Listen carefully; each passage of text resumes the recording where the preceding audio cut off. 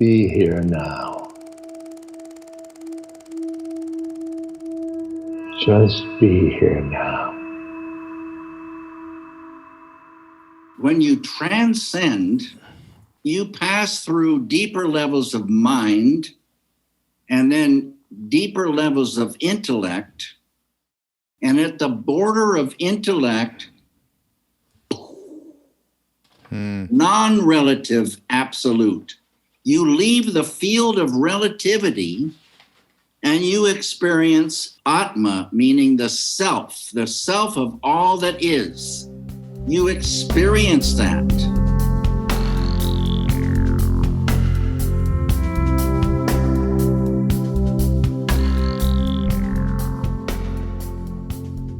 Hi, everyone. It's Raghu, and I am pleased to have with me today David Lynch. David, welcome to the podcast. Good to be here, Raghu. And, of course, I'm going to assume many of you who are listening or watching know who David is. He's done some incredible films. But the beauty is that I found out, and we're looking, David's in his wood shop right now, a sculptor, photographer, painter, musician, and not the least is this incredible foundation David started for consciousness-based education and world peace and getting meditation situated for children in schools, which we will get into. But, of course, these films that you've done, from Eraserhead to Elephant Man to Dune and Mulholland Drive, I've seen most of them without knowing anything, if you know what I mean. But Blue Velvet was, of course, I think, high on the list of, oh my God, talk about emotionally astounding in what you pulled out of it through that film. But David, I just want to hear from you. Say that your earlier life, what were the transformative markers? I always ask people that I've never met before, what are the things that really made a huge change in their lives, in that they started to realize, wait, one could be happy in this life. Just the most basic, simple thing. I am not my mind, my thoughts, my emotions, and so on. What can you say about how that happened for you? Well, there's, I always say that fate plays a huge part in our life. And so there's been many things that have come along in my life that, things might have been one way, and then this happens and they're a completely different way. So, but the thing about happiness you mentioned is, I heard a phrase, I've said this story many times. I heard a phrase, true happiness is not out there, true happiness lies within. And this phrase had a ring of truth to it for me. But the phrase doesn't say where the within is, nor does it tell you how to get there. So this phrase would drive me kind of crazy. I wondered, what is the within? Where is the within? And if you know that, how would you get to the within to find this true happiness? Yeah. You know what happened for me, and we're in a similar age range. I was at a friend's house, and I saw a picture of this Indian saint named Meher Baba, who I had no idea about. He was pretty well known, I think. And under the picture, it said, "Don't worry, be happy." And I thought, yeah, I don't want to worry. I want to be happy. And it was something that triggered me to at least, I had been interested in Eastern philosophy and so on and so forth, but this really triggered me. And the funny thing is, when I met Ram Dass later, actually not much later, within a few years of that moment, I found out that was his first initial hit of Eastern, the profoundness that's available through Eastern practices and philosophy, was Meher Baba as well. So I was in good company there. So how? So stuff started to evolve for you, obviously. I mean, through your teenage years. Where did you grow up, David? Well, I grew up in different places, but mostly in the Northwest. Oh, really? And was born in Montana, and then I lived in Sandpoint, Idaho, Spokane, Washington, Boise, Idaho, and 1 year in Durham, North Carolina. Oh, really? And then I went to high school in Alexandria, Virginia. Wow. That must have been a little bit interesting and somewhat difficult to be moving like that when you're a kid. I didn't see it as that's why I say fate, plays this role. It was so necessary to have these different experiences. See, looking back, it was really beautiful. And I happened to, be able to make friends. I just find friends or whatever. So I didn't ever suffer going to a new place. I didn't suffer for too long.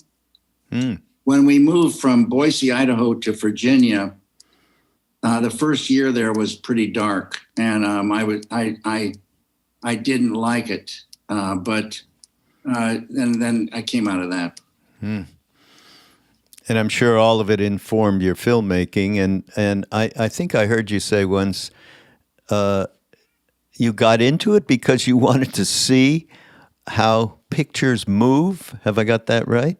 Yeah, exactly. So that's another story I've told a million times. Okay, well, no one here's heard it, so go ahead. Okay, great. Maybe. I was at the Pennsylvania Academy of Fine Arts in Philadelphia, Pennsylvania, and I painted in a house that me and my friend Jack rented, but also in a cubicle in a big studio space in the building, in the academy. And different people, we had our little places kind of cordoned off. So I was in my little space in this big room, and I was working. It was like around 10 o'clock at night. I was working on a painting of a garden at night, mostly black with this green kind of coming out of the darkness, the black.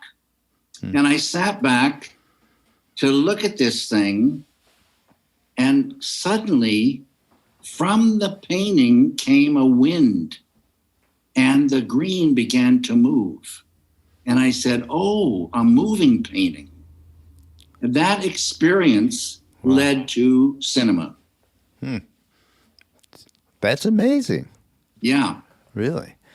Wow. So what was then the bridge? That was the bridge, but what was the practical aspects of the practical aspect was there was a thing at the end of each school year there at the Academy, experimental painting and sculpture contest.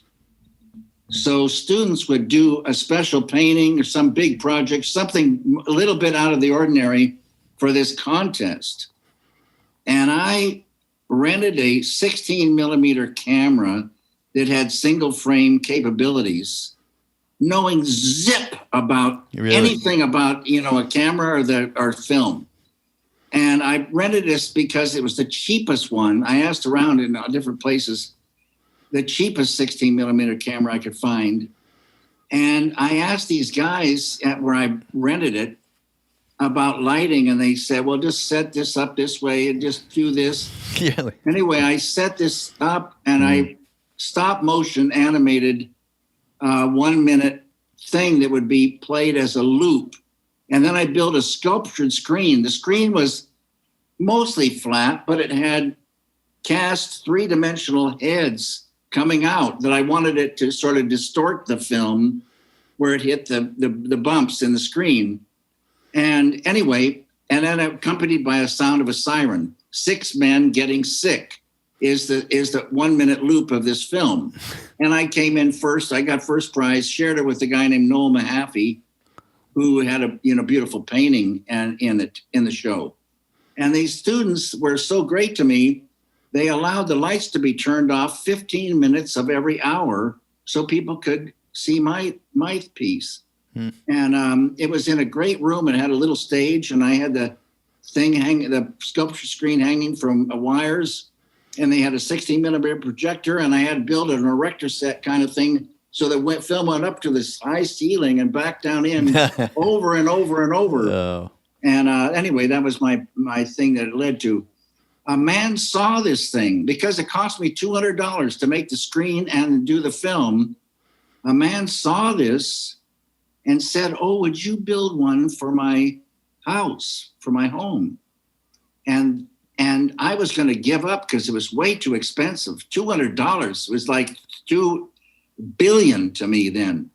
So I said, "Whoa." And he gave me money, $1,000 to build one for his home. But anyway, things happened, and there was some, anyway, that started the whole thing going.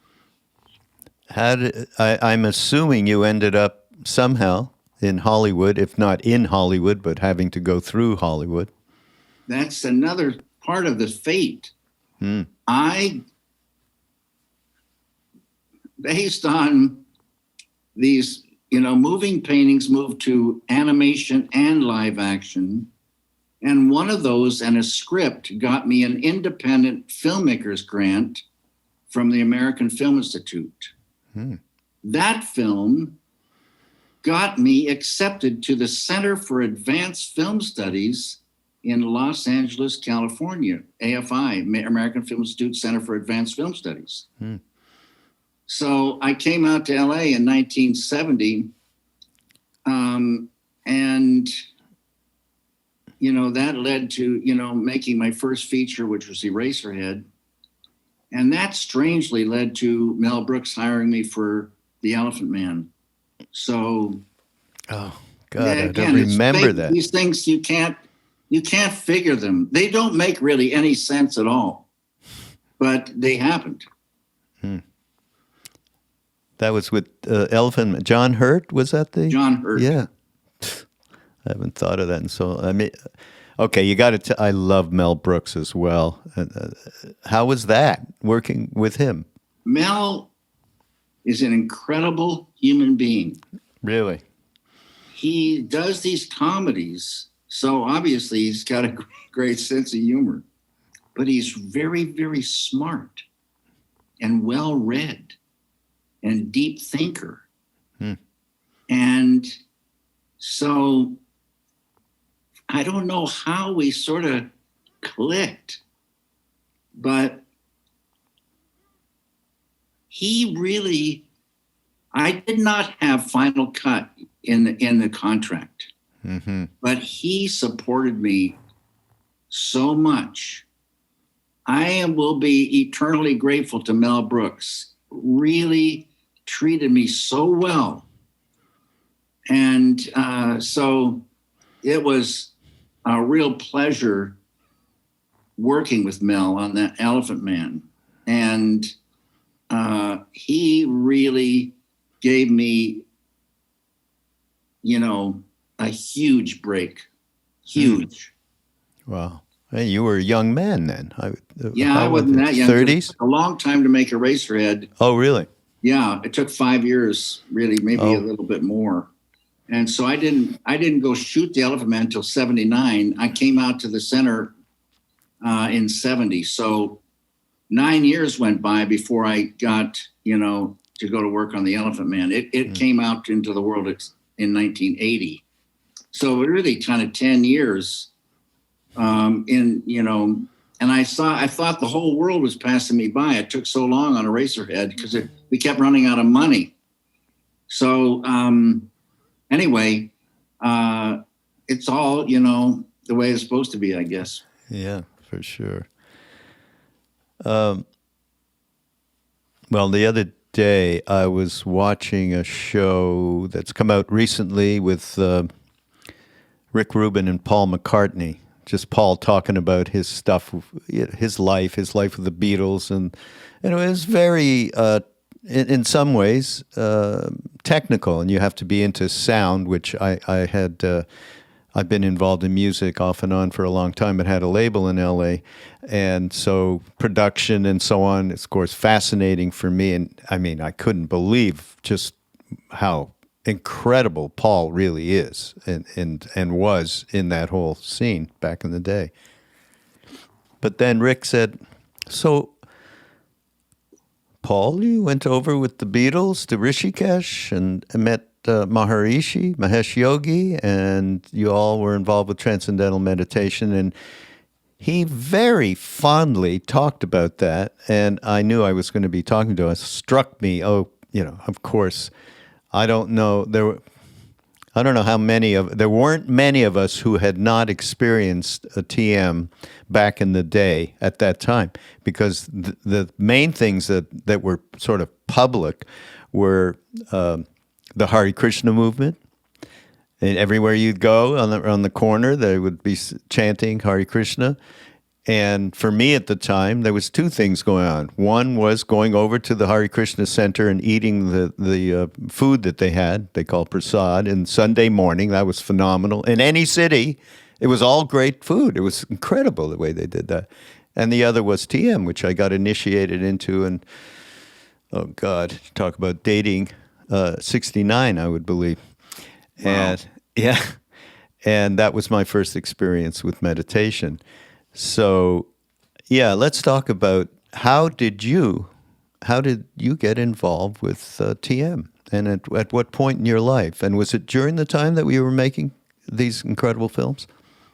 Okay, so I was in Philadelphia, and when I heard the Beatles were, over in Rishikesh, I didn't know the name Rishikesh. I just heard the Beatles were meditating.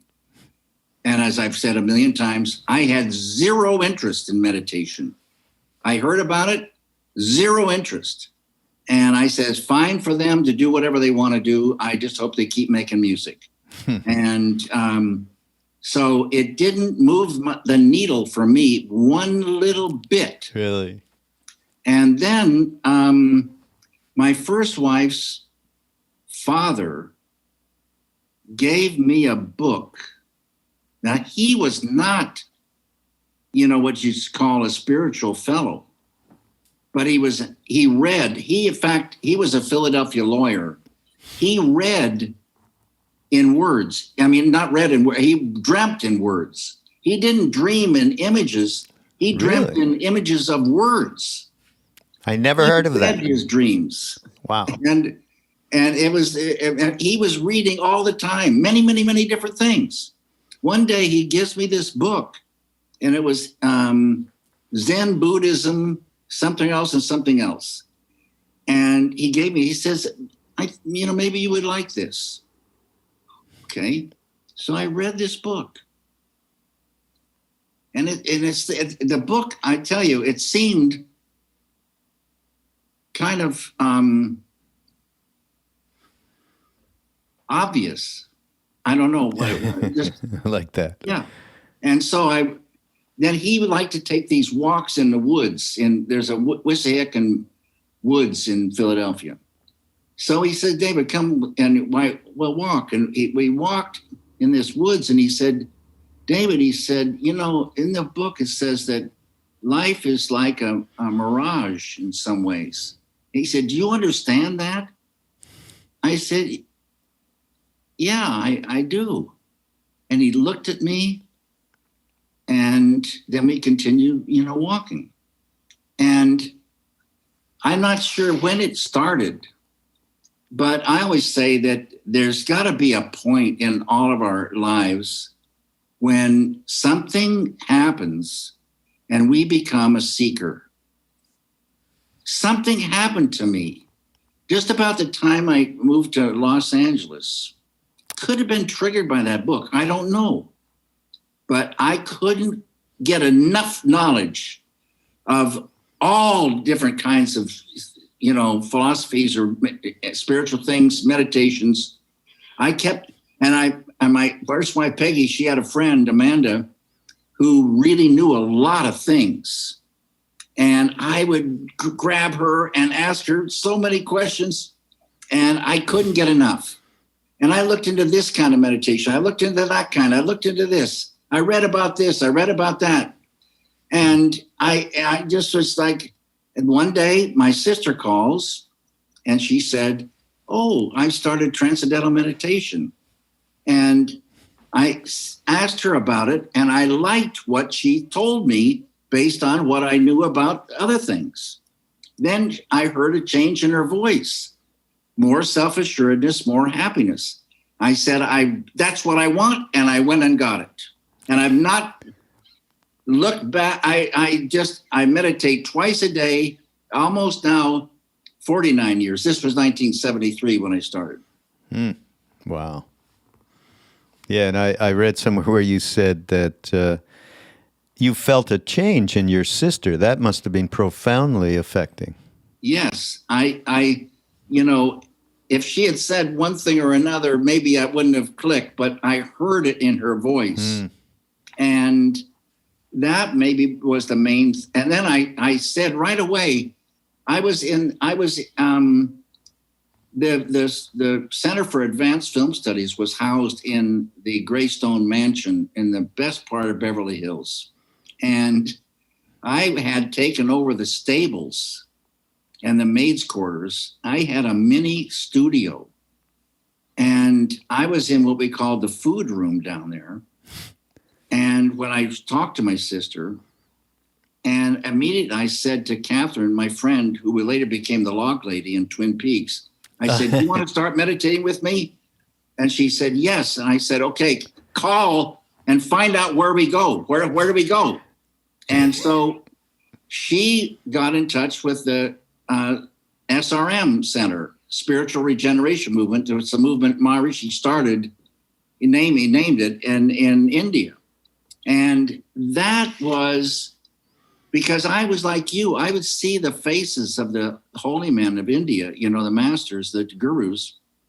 And I said, there's something about those faces. They know something I don't know. And it's just, you could get lost looking at them and wondering. And so I forgot my train of thought there. What was I, Around your, initiated by your sister and realizing the power of the actuality. So the spiritual regeneration movement was, I felt, the perfect place for me because I felt the ageless part of this teaching coming through. That it wasn't kind of new wave mumbo jumbo baloney. This was the real thing. Maharishi didn't make up this technique. It's an ancient technique. It works if you're a human being, no matter what. And, you will transcend. And like always, we judge these things as we go along. We hear about this thing and we hear about this. We look into that. We look into this. And we have this sense, this intuition that says, oh, that's not right. That is pretty good. That's, like this. We're judging. And I've heard so many things through the years that, if you hear one thing, you could say, okay, I'm going to stop meditating with TM. I'm going to go to this thing. I never heard it. Never heard it. And more I hear, the more it supports the truth of what Maharishi brought. That brain research shows that they can see when a person truly transcends. The brain, reacts a certain way. You get this total coherence going where and we heard growing up, we only use 5 or 10% of our brain. What is the other 90% for? Now you start seeing when you transcend, the whole brain becomes engaged. And it's all kind of working together. As they say, if a conductor went up in front of the brain, raised the baton, and all the instruments now start getting ready to play the same powerful thing. And so it's the key to me is transcending.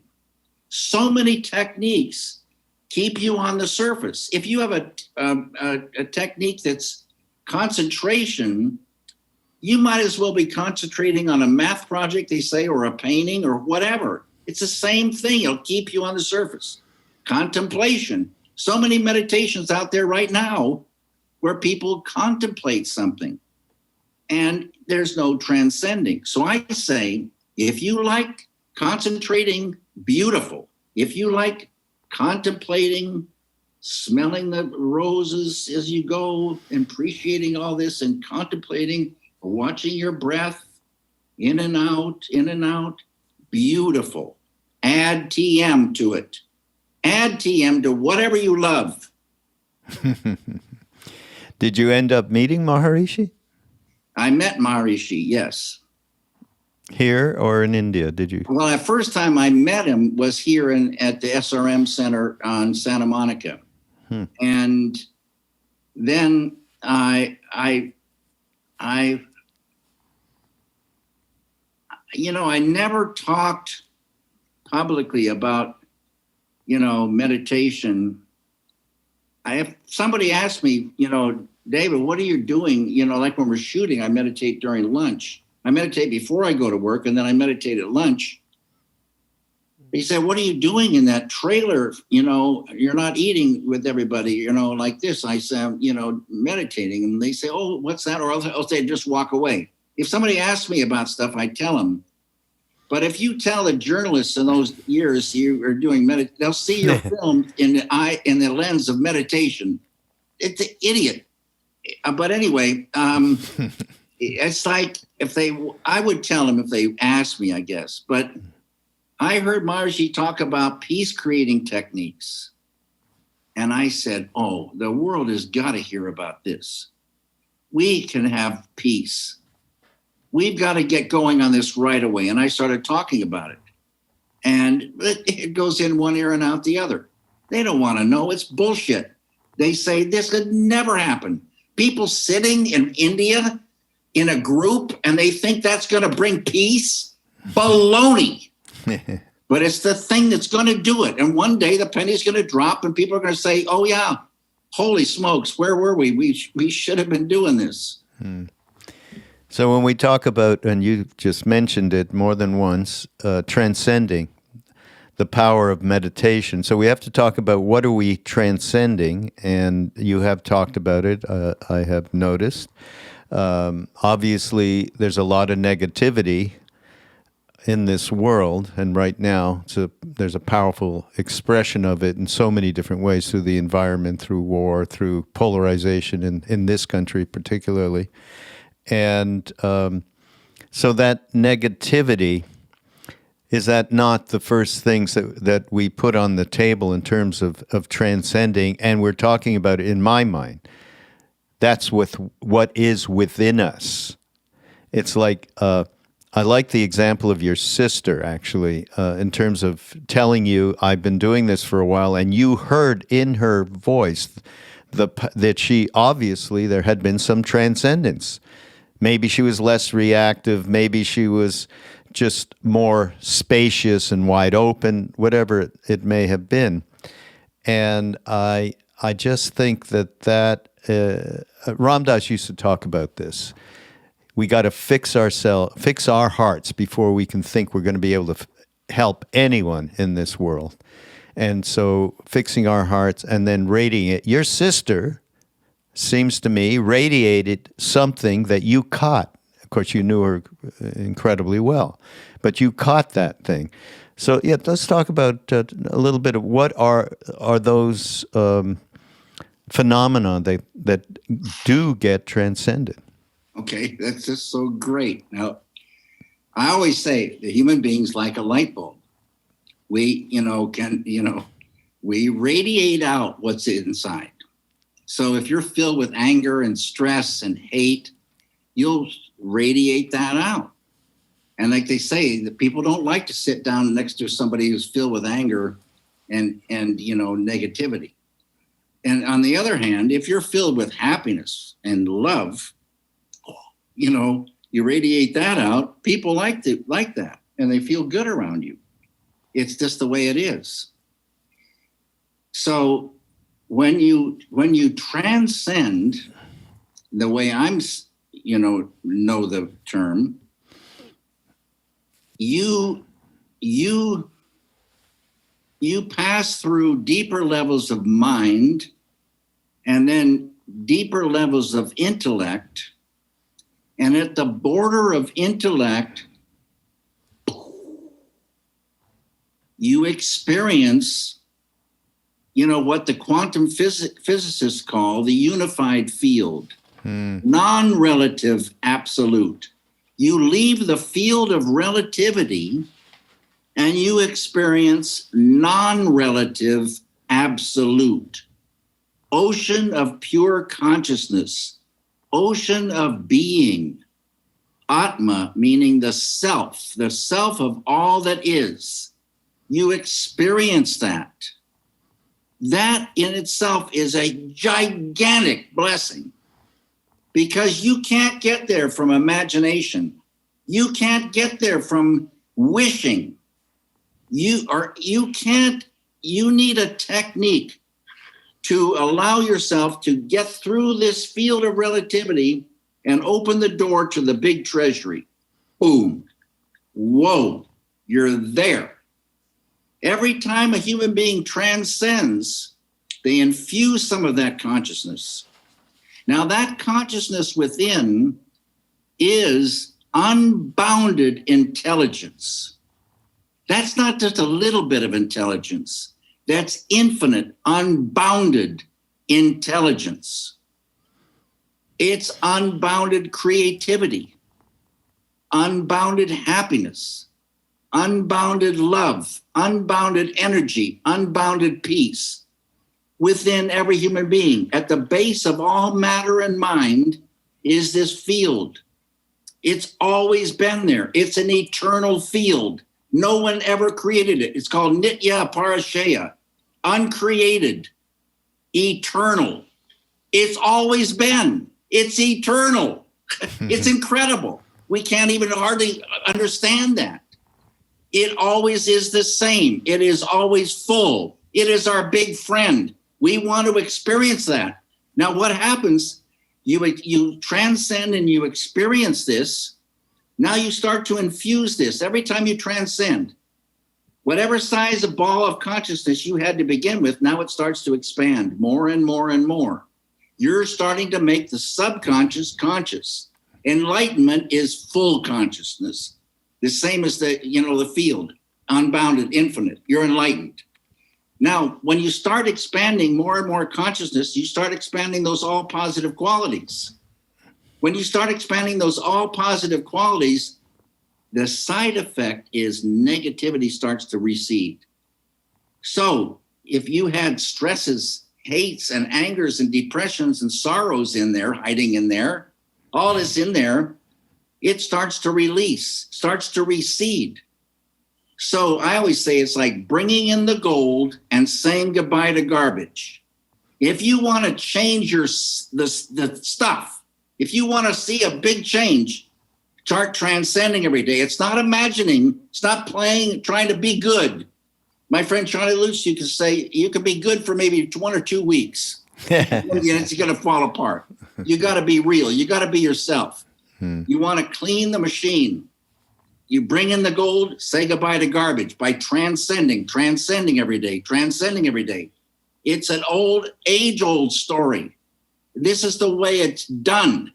And people have got to start transcending, and it's going to, the forest will get green when all the trees are green. But in this knowledge that Maharishi brought out, not everyone has to meditate for there to be a change, be a change for peace.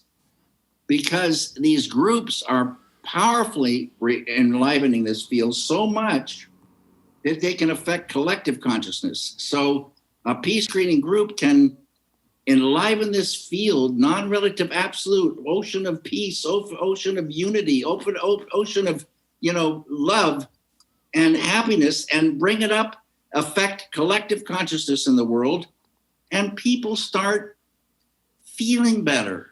They start getting this happiness as if they were meditating. They start not wanting to kill each other. They start wanting to help. It could be so beautiful, Raghu, so beautiful. We got to get this going. We've got to all work together. And like they say, give peace a try, give peace a chance. Yeah. I just want to bring up something, David, in relation to the power of what you just related, the transcendent power, basically. A lot of what I do on this podcast is talk to people from all sorts of different fields, teachers and philosophers, thought leaders, all of it. And I always want to engage them in bringing in whatever it is they have to offer into a practical day-to-day level of us dealing with our lives. And so I have a good friend named Krishna Das, who's one of the big chant guys in this country. And he was with Ram Dass and myself when Ram Dass went back to India the second time to meet Neem Karoli Baba. I don't know if you've read Be Here Now or know that story.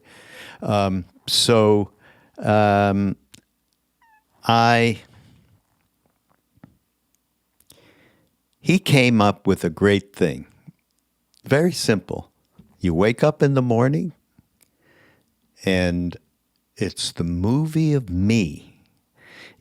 You're the director, the producer, the protagonist, you're the writer, you're the photographer, you're everything, and you got it going 24/7. You're on automatic because we get our name, and then suddenly we're a separate entity. And then that continues through all sorts of habitual patterns and neurotic tendencies, and that's what we are dealing with in terms of transcendence. And Ram Dass talked a lot about it over his life in terms of being attached to the roles and to the becoming somebody to the point where we remain this separate entity rather than part of a whole. We're drops in the ocean. We're part of the ocean. So I've been working on this thing with a good friend of mine, from the movie of me to the movie of us, and that transformation and so on. What have you found in your own life through doing this practice? And I know what you and I'm trying to get at a practical way to express the benefits, especially in relation just to day-to-day life. You're on a set and somebody comes over to give you a cup of coffee and accidentally spills hot coffee on your beautiful white suit, if you were wearing one. And what is the gap between screaming and reacting and not? Those kinds of things, that's of great interest to me, because it's not, to me, the basic qualities which you spoke of in terms of transcendence and moving into below all of the mental BS that we do on a day-to-day basis is staggeringly important and real. But it's also, do we become kinder, more compassionate, and more loving? That has, to me, is as important. Absolutely. And it stands to reason that's got to be the end result. That along the way, we become compassionate, we become loving, we become, the way you'd want to be, meet people. You want to meet people that are that way. You become the way that you would like others to be toward you, the golden rule kind of thing. Yeah. And so, but it can't be just on an intellectual thing. Exactly. It has to be real. And so the test is, first of all, I don't think gaining enlightenment is something that happens overnight. That's for sure. It's a big deal to go from wherever we are in this troubled world. We all deserve to be here. It's the Kali Yuga. It's a dark time. And, there's a lot of shenanigans going on that are not good. And a lot of hate and a lot of bad behavior. And so I'm convinced, though, Raghu, that if you take somebody who's filled with anger and hate and need for revenge, and you teach them Transcendental Meditation as taught by Maharishi Mahesh Yogi, that will ease up almost right away. In other words, they won't kill anybody. They might be very, very angry, and they might beat somebody badly. They might even stab them, but they won't shoot them. They won't kill them. Then they start meditating a little bit more and more. They won't ever stab them. They won't, and pretty soon they won't hit them even. They might yell at them. And then they meditate a little bit more, and they might think, I'd like to kill that person, but they don't even say it. And they meditate a little bit more, and pretty soon they got their arm around the person. Nobody bothers them. No one gets them upset. That's the more happiness. I give an example. If you are sitting with your girlfriend and you're madly in love, you're in a car driving and you're on your way to a great dinner, you're just absolutely in love. And you're so happy driving together. And some car cuts you off. Do you care? Not one little bit. You laugh about it. Whoa, that was close. Laugh, laugh. Off we go. No problem. If you're filled with stress, you've broken up with your girlfriend, and it's, you didn't sleep well, and you're driving down the road, somebody cuts you off, we've got road rage. You're going to kill the motherfucker, and this is the way it is. And, so the more happiness you have, true happiness is not out there. True happiness lies within.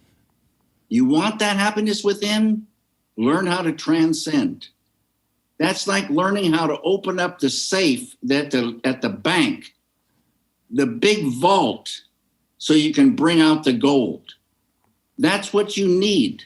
That's where the happiness is. The within is in that, non-relative absolute at the base of matter and mind, and we can experience it and go there and get it. This is such a blessing for humanity.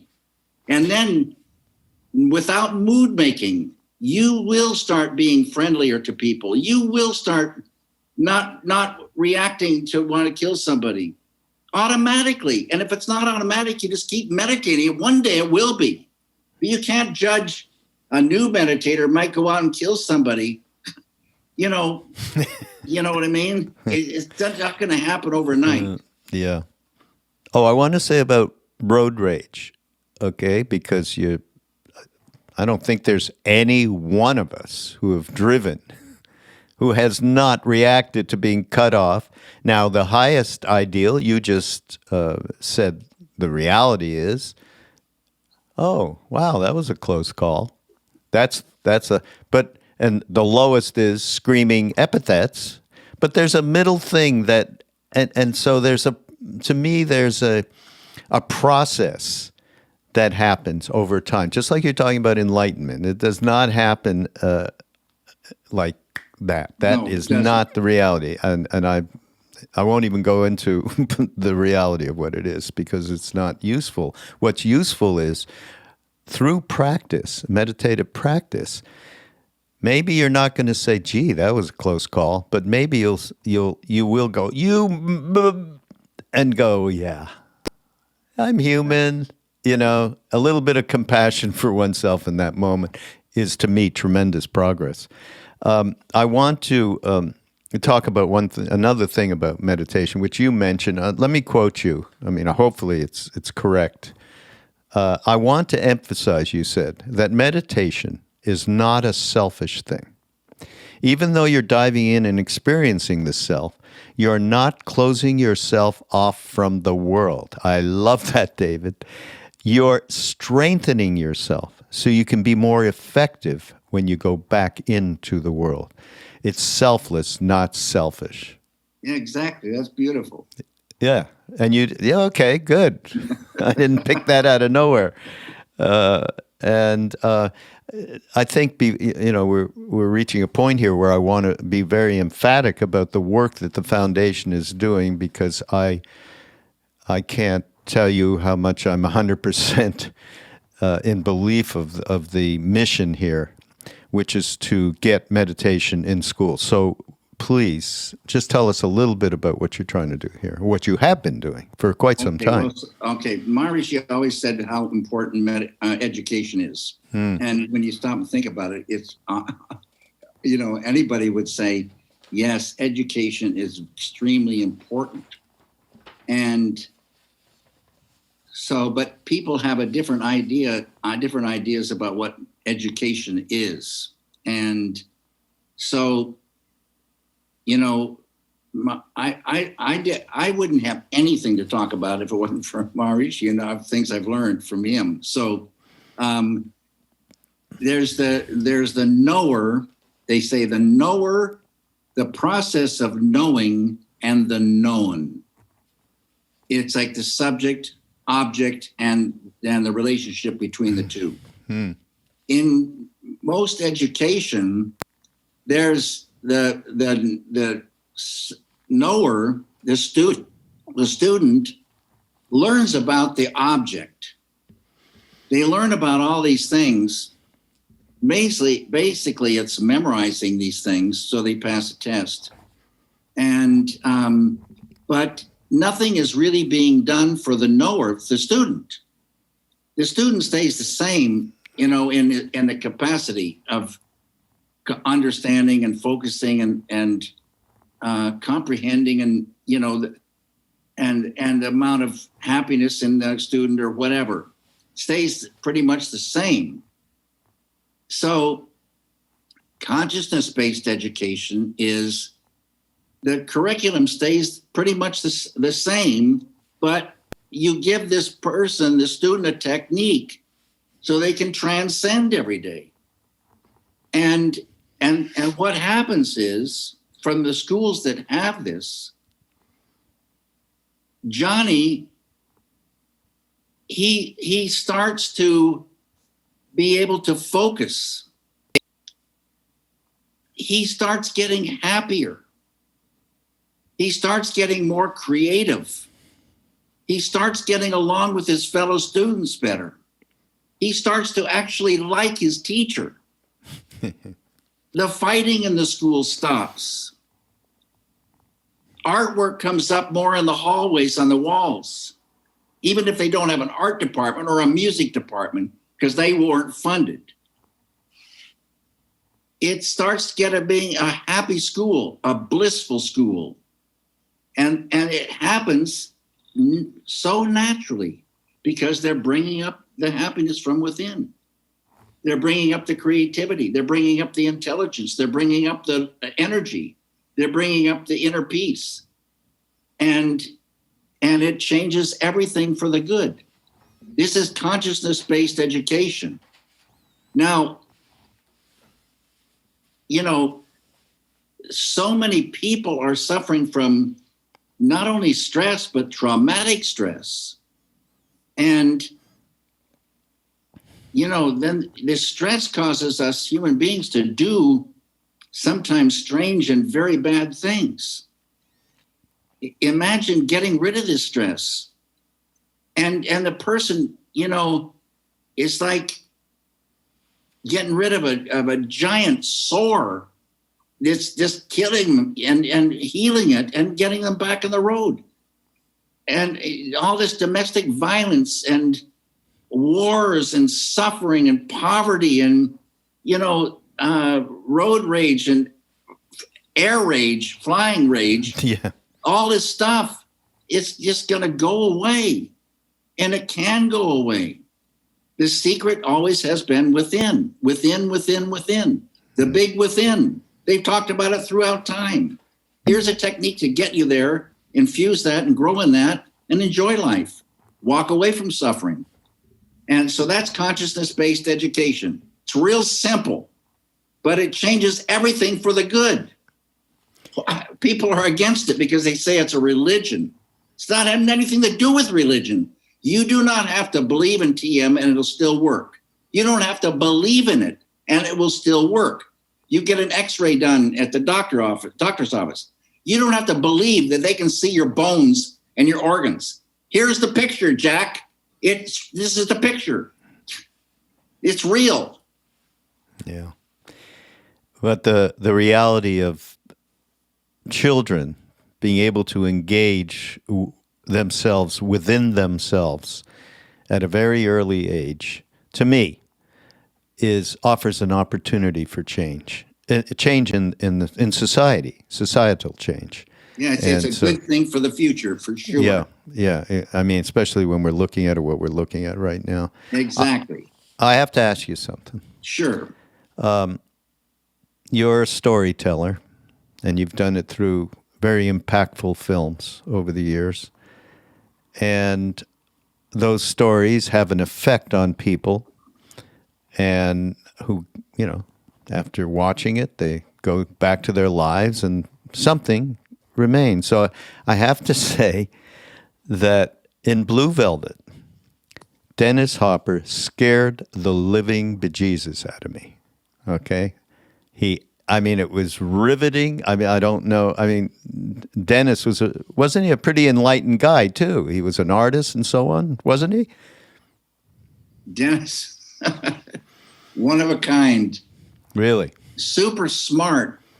He was an artist, but he also had a lot of torment inside. And so he was like all of us, there are things swimming in us that got to be dealt with one way or another. And, Dennis went way, way, way, way far out on drugs and alcohol and was found running naked down in New Mexico, pushed his fist through walls, and finally checked himself into Studio 12 here and got, went on the wagon. And then when I worked with him, he been clean and sober for at least a year, maybe two. Uh-huh. And I didn't know that. He was fantastic. But really? Dennis he is the only one that could play Frank Booth. I would say, was born out of this certain 1950s bad guy. In the 1950s, bad guy, super tough, twisted, but they could cry. And the bad guys later on, if they don't cry, they probably do, but you never would see it because it's not tough enough. Yeah. But in the 50s, bad guy could cry. And that's what's so beautiful. Dennis is this guy. Dennis was so great. And if we're talking about this film, we have to talk about Isabella Rossellini as well. How did she manage to go through what she went through? I mean, I have to believe when she went home at night, there was a tremendous amount of trauma. I think you're right.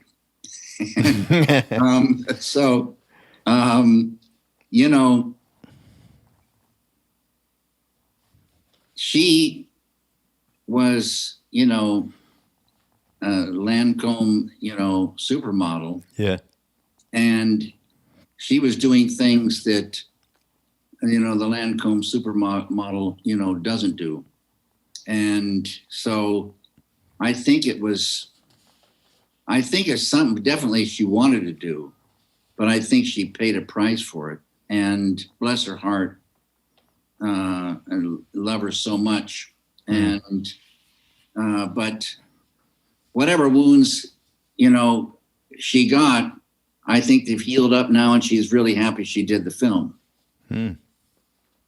So it was cathartic for her. Might have been. I won't speak for her, but I think she's as much as said that in a way. Yeah. That's amazing. I saw you. David does I don't know if you're still doing it, David, on YouTube, the weather report. Yeah. I'm like a huge weather fan. I go, I can't believe he's doing the weather report. It's so great, David. And you are for the movies that you have made, some fairly dark, shall we say, You are an extraordinarily optimistic man. Where's that? How does that all come into play? I think I always was on the optimistic side, and I always was